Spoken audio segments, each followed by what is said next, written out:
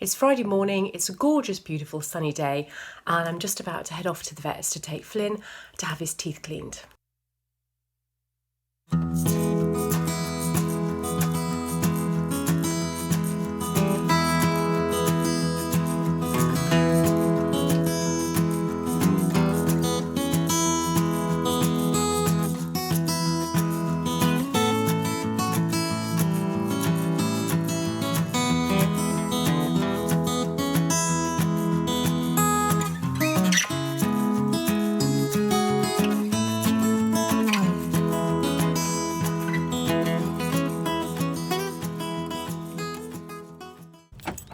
So I've just dropped Flynn at the vet's to have his teeth cleaned, to have a little lump removed from his mouth, and also to possibly have an extraction as well. I don't know about you, but whenever I drop Flynn at the vet's, it doesn't matter what it's for, I always feel like I've been a really bad mummy.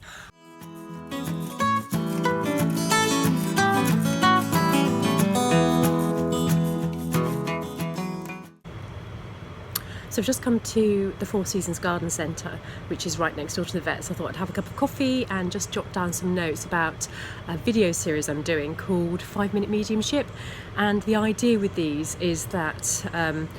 excuse me,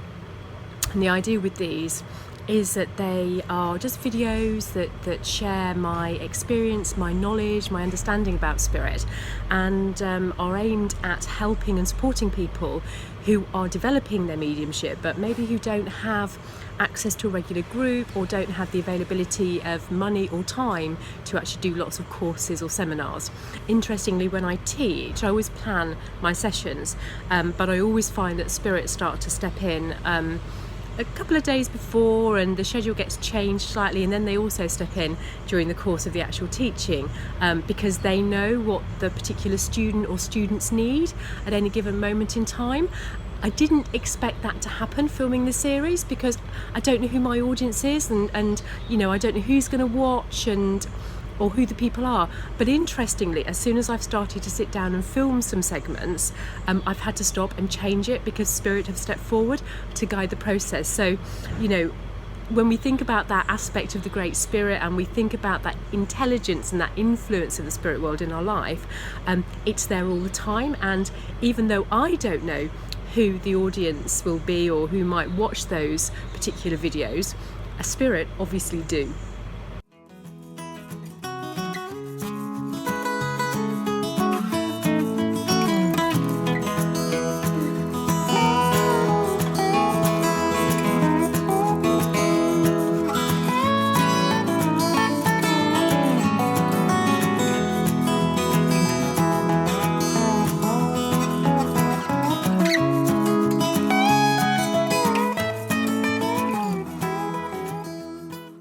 So I stopped off on the way home to pick up some flowers, because it's just really nice, isn't it, to have some brightness. I have plants, the one behind me, I've had since 2002, and he's died.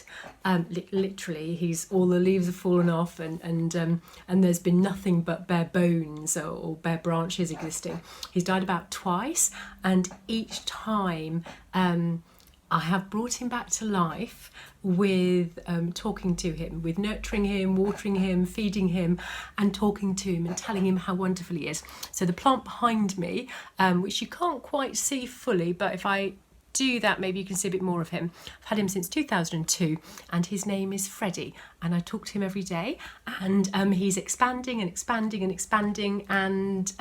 yeah, another 3 years and he'll be 20 years old. So I don't know how long houseplants live, but for me, I don't class myself as terribly green-fingered. I think that's pretty amazing.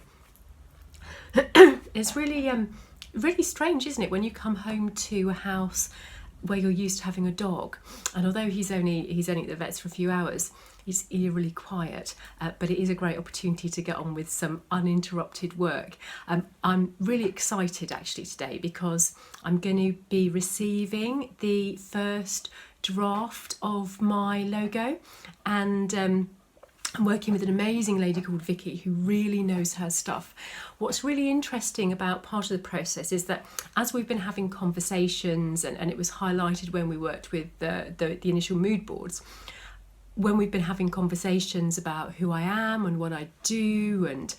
what my vision is and how I see my work moving forward,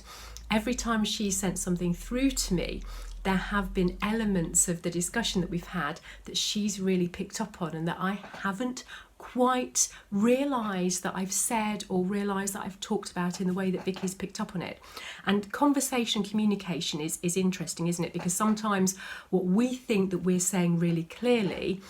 isn't exactly what the other person is hearing. And I just find it so fascinating at the moment, because what I see as my vision and the bits that are intrinsic to and really important to how I work are not always perhaps what somebody else hears when I'm talking to them. And even doing this vlogging process, sometimes when I listen back to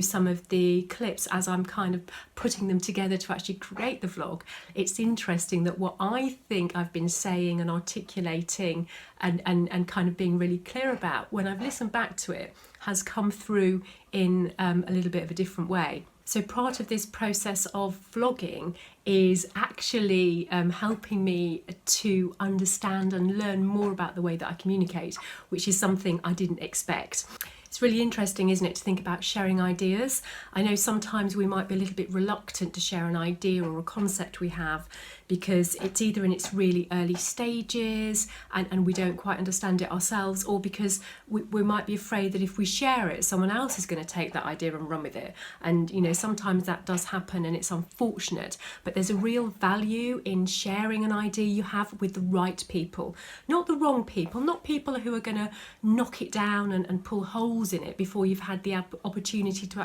actually explore it properly, but being able to share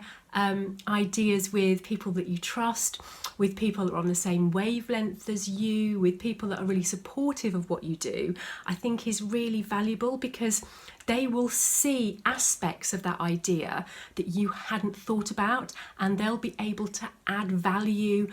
to the idea that you have about it. They'll be able to give you other aspects and other opportunities about that idea that you can think about and maybe develop, and they might see it progressing and developing in a way that you hadn't considered, which might also give you a greater impetus and a greater momentum and a different way of working in terms of moving forward with it. I know that I've come across situations in the past where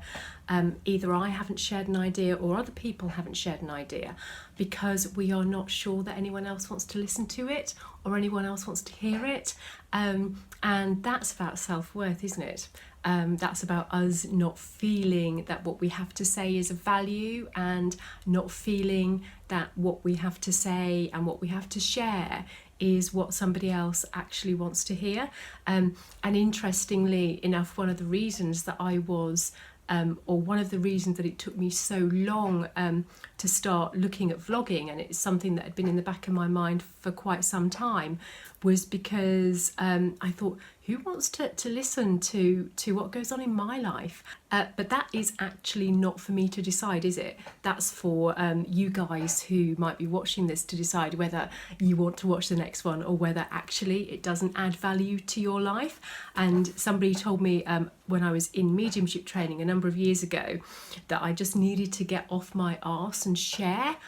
the work that I was doing, and they said it quite harshly at the time, and it was actually deservedly so. And that what they actually said to me was, it is not your job to decide whether what you have to share is of value. You just need to share it and let other people take the value that they can from it. So if you are in the process at the moment of thinking about something that you want to share, or thinking about putting an aspect of your work out there, and you're holding back because you're not sure what the value is, it isn't for you to decide. It is your job to share it and let other people take from it what they can.